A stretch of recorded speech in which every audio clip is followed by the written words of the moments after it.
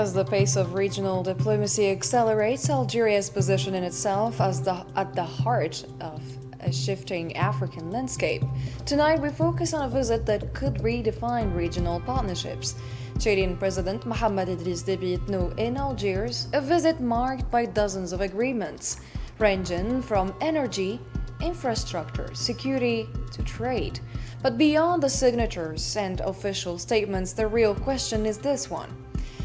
Are Algeria and Chad building a new model of African cooperation, one based on partnership, sovereignty, and shared growth?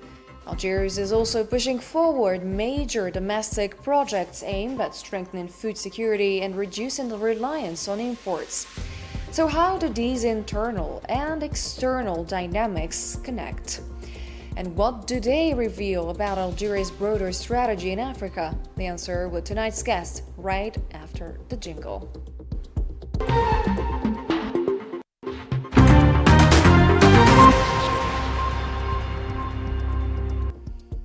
So more than 30 agreements signed in a single visit, marking a new phase in Algeria-Chad relations, now moving toward a structured strategic partnership. Before starting our discussion, let's watch this report by Marwa Belawar. In a rare diplomatic pace, the presidents of Algeria and Chad have met twice in just 7 months, a signal of accelerating ties between the two countries. What was once described as a historic friendship is now evolving into a strategic partnership built on concrete cooperation. This momentum was reinforced during Chad's participation in the 4th Inter-African Trade Fair hosted by Algeria in September 2025.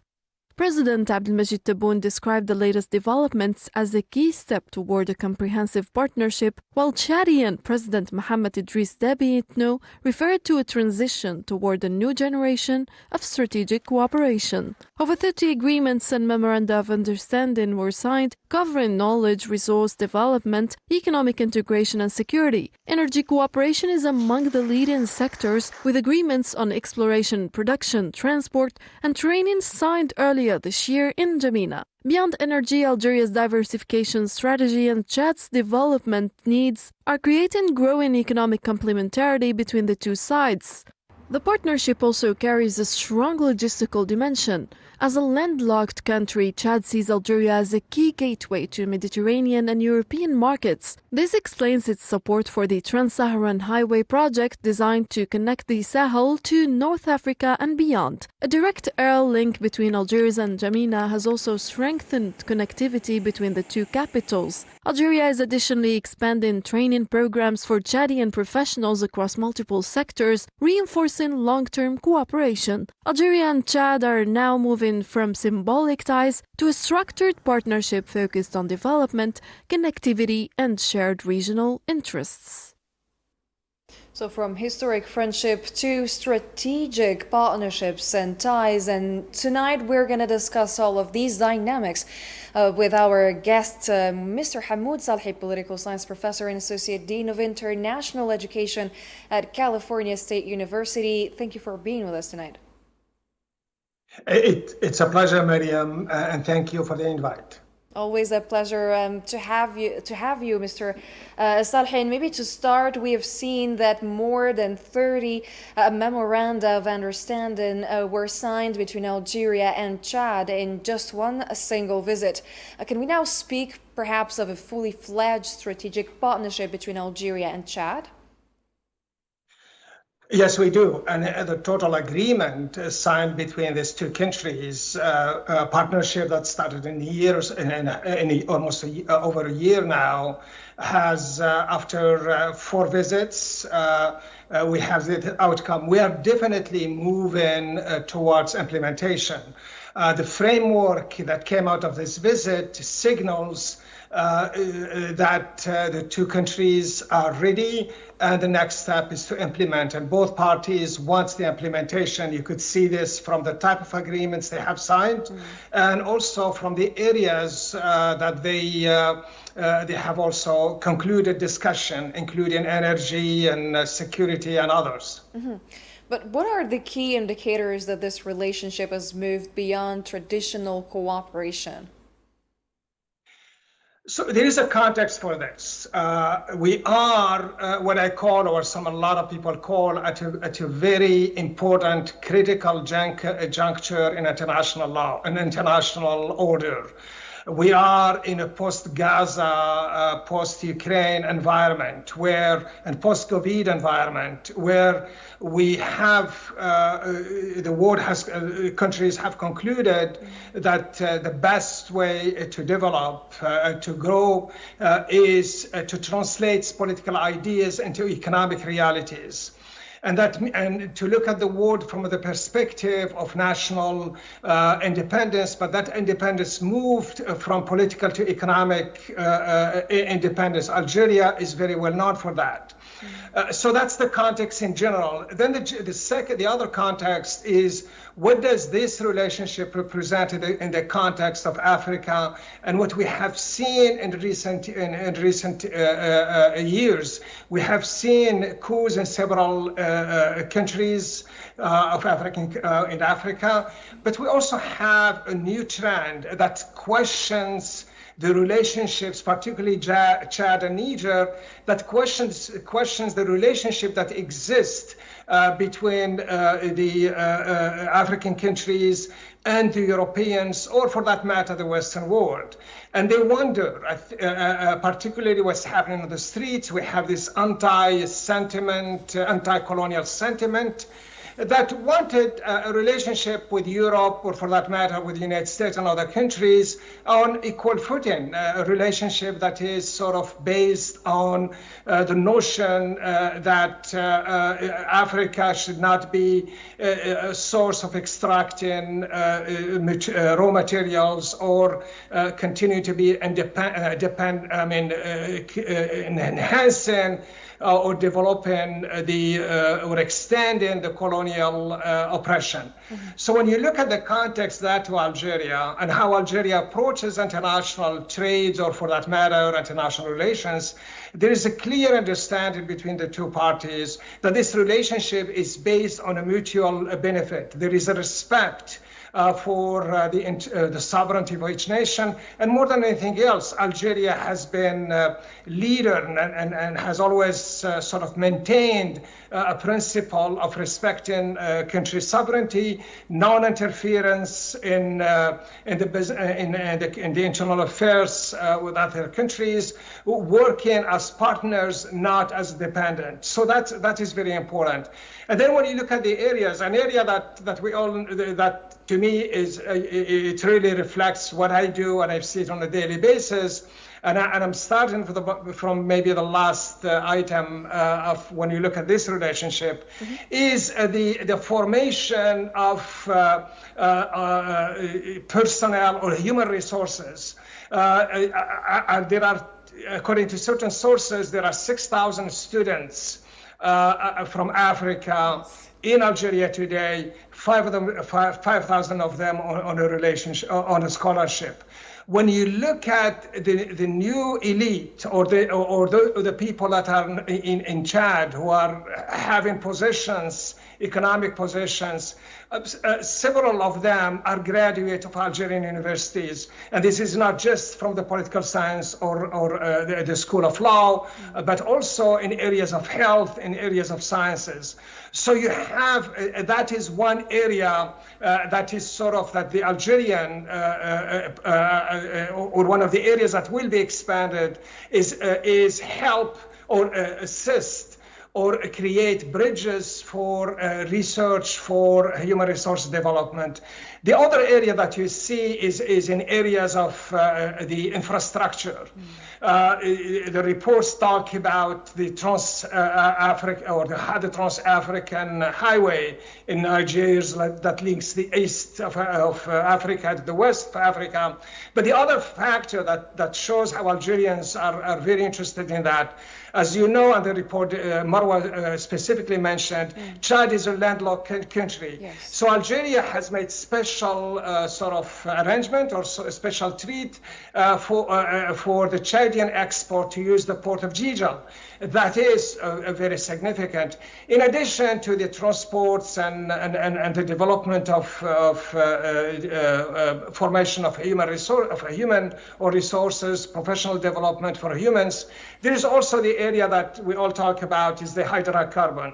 But if you follow the Algerian strategy in recent years, we are looking, Algeria has been leading and has been finding and leading new discoveries in mineries, but also the diversification of not just oil, but diversification of the hydrocarbon energy. And then along that, you have energy and electricity. And another factor, another element that we look at is how the two countries also looked at the region of the Sahel and the threats or the challenges that face both countries by strengthening or establishing agreements along the security and presenting an economic development that would help alleviate or uproot the root causes of terrorism. And so those are briefly the main areas. The main areas. Maybe speaking about this economic depth, we've seen that the cooperation spans multiple sectors. We've seen energy, you've just mentioned that, infrastructure, agriculture, transport, etc. How do you assess, Mr. Salhi, the depth and the balance of these arrangements today? I think we are in a very sort of excellent position where, in general, when you look at all these agreements, these are comprehensive agreements. Yeah. And they fit very well with balancing the needs of Chad, who faces several challenges, and at the same time, Algerian expertise in areas of hydrocarbon and in areas of formation and in several areas. So it is designed to create a framework, a policy, and a relationship that benefits both countries, benefits the people of the two countries, and strengthen their relationship so that it is in a win-win situation. What's very interesting when you go ahead, Mariam. I just repeated. You said win-win, a win-win partnership. And which is very interesting. You know, our Algerian army had a seminar this week on looking at the ways of how to combat cyber threats and terrorism and security issues in light of what we've seen in the world. One of the areas that was emphasized during the seminar or the forum was economic development as a way, and preparing the new generation as a way to uproot the challenges of terrorism or the new security challenges. We are faced today with major, not only economic threats, security, but also security threat. And when you look at Niger, you look at its border, you have major areas that are troubling. The same thing for Algeria. So but the Algerian approach has been ideal, has been the right one to approach, which is to look at what causes what causes terrorism, what causes the country to be sort of living stages of instability. And one of them is sorting out the economic problems that the country faces. So security from that perspective is so establishing an economic development programs will also contribute to the security of the entire region. And that's sort of what the right approach to look at it. So it's a comprehensive agreement. It contributes to the Africa sort of dialogue or the South-South dialogue. But it's also, it fits very well with Africa taking its own destiny in its own hands, and that is very, very important. And when you look at it on the other hand, how much sort of this benefited to the people of these two countries is we look at the philosophy that Algeria has in terms of approaching independence, not just political, but also economic. So being economically independent helps you, or is a good way or the efficient way of making decisions that would not hinder your political independence. And for that matter, what this relationship is developing mechanism and trying to make bridges that will weaken or undermine any sort of means of dependence. And just the last point, this is a very, very important point. When you look at how the United States and how the Europe have looked at Africa, back in 2005, the United States Vice President Dick Cheney of the time made this huge declaration that this African oil is a strategic oil. And meaning that the value of this oil is equivalent to that of the Gulf countries. If we follow the secret document that came out now in the year after the Cold War, after the Second World War, particularly at the beginning of the Cold War, we find that the United States has planned to burn the oil if the Soviet Union were to take it from them. That is sort of where the African oil came in. But taking advantage of the economic sources like oil also brought us security, AFRICOM, and also how the European looked at the issue of terrorism, looking at more of a problem that is sort of has no root causes and treat Africa as if it's a product to exploit its materials, not helping it to develop. What the Algerians have done with this kind of agreement and the Chadian is create means to ensure that the strategy that they had adopted fits very well with what benefits the people of the two regions, and as a result, it would contribute to the stability of the security and maintaining security in the country. So we have touched on maybe the infrastructure. Algeria could help Chad reach markets because they do not have, it's a landlocked country, they do not have the ports, so we can help them access global markets. You have also touched on the terrorism point, which is very crucial for all of the region.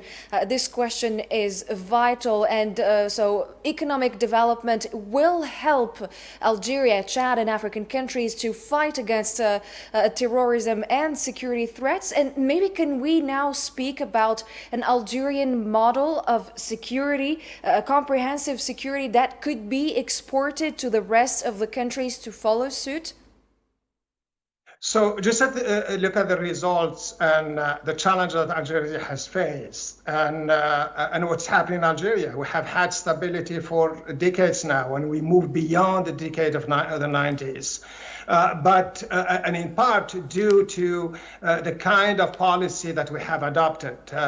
You look at example of Algeria has been emulated in several other countries. Sadly enough, there are some who took the approach of national reconciliation, rejected it, and then had their own thing to say. But the Algerian model has been very successful. In terms of security, when you look at just how the challenges that Algeria security-wise is faced, we all know them. But we also know that there are foreign military bases in the region, about 10 of them that are sort of close by surrounding Algeria. And military bases are a recipe for disaster, for intervention. And then look at on the other side, you have a country that we share a lot of history with, that we are brothers and sisters, that in the old days in the 70s, we remember we were so happy and so proud of the national or the Maghrebi soccer team that I think, if the memory doesn't beat me, played so well against Brazil, and I think they won, but I'm not sure. But there is this ties that exist with the people of the region, the Maghrebi people. And more than anything else, you look at history. The history of Algerian independence began with the Star of North Africa, which was speaking volume to the people of this region. But when you look at today and you look at how our neighbor takes Algeria, and the efforts are done to dismantle, to destabilize Algeria by forging relationship with a Zionist entity, and Algeria is still standing firm and have a relationship that is credible, respectful. As an example, its role in the last year in the United Nations Security Council as a non-permanent member, as a non-permanent member. These are examples of success, and which it speaks to the kind of strategy that Algeria has adopted, and on the basis of that, it becomes a model for others. You'll see it also the relationship that is beginning also to grow on the same path with Niger, and as you know, when the Nigerian and the Algerian met, one of the things that they emphasize is to start implementing right after Ramadan, which means it also talked another aspect of the Algerian diplomacy at this time is that we're thinking more about practical things. Mm-hmm. We signed 40 agreements with Chad. Those should not be just an ink on the paper. They should be implemented, and that's why you have a plan there. So yeah, Algeria is expanding in its philosophy. It's a successful experience, but it's also expanding it in a way that benefits the region and take it away, benefit from region and strengthen the region and preempt it from getting into some serious challenges. And that is what is as a result of the kind of the strategy. And I just give you example. I mentioned the meeting of the army, but that is really clear example how you have some thinking behind the strategy of security. We are not just buying arms, but we have a vision of how to implement this. And the combination of looking at the economic development as a means to protect your security is a big factor.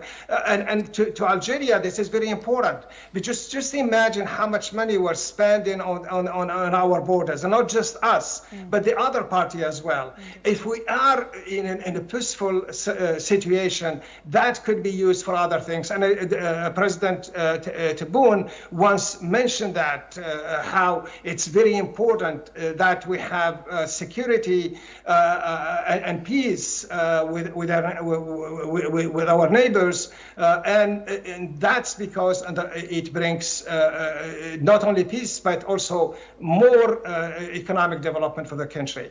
Maybe speaking about this new dynamic between Algeria and Chad, this strengthened partnership that is becoming strategic, like we have seen during this visit, maybe could it become a blueprint, this partnership between Algeria and Chad, for South-South cooperation? Oh, definitely. You expect other countries of the Sahel, for example, coming to the realization that what Niger and Chad have done, that cooperation like this, the South-South cooperation, is a way to go. But also, let's not forget that Algeria has been sort of very active on the African continent, providing assistance to the African Union, developing programs to benefit the African countries. And the other thing is that Algeria has been very instrumental in ensuring that African independence continues to be sort of a source of pride and respected. The role that Algeria played in the Security Council, but it was laudable and very successful. So you expect this to move to other countries because of the result that will be seen in the future. Mm-hmm. Maybe as a last comment, these are large-scale projects again, and they might face some challenges for full implementation. What could be those biggest risks in turning these agreements into reality? And how to overcome them, especially? I think there is a challenge, meaning that what you have is intentions are very, very important. But you have the changes here for success are more for less. A reason for it is that there is a plan, there is a framework for developing, for implementing these policies. There is also stability both in Algeria, as we all know, and Chad as well. There is also the benefits that are sort of can be seen on the ground. The opening of a port of Gigel for the Chad product exporting. Yeah. That is sort of the practical solutions that you have are very important to look at that. But also you have the external interference. I think Algeria, we don't need to speak about that, but the Chadian have been also very eager and has shown in recent years that it doesn't make sense to have a relationship that is dependent and and leads to more dependency of Chad and because those countries or the other partner still think of Chad as a post-colonial or as a colonial with a colonial mentality. I think a lot of African countries have reached that. So promotions of this kind of activities, I see them to be more success than less. And I think part of it is also there is, I mentioned earlier about the kind of work that Understood. I'm being told that we're running out of time again. We thank you so much for all of the time that you gave us for this edition and also for the insights, Mr. Sarhi. You're welcome, Mariam. Yeah, thank you. Thank you very much. You joined us live from California. And thank you, dear viewers, for following tonight's discussion and hope to see you in our next editions.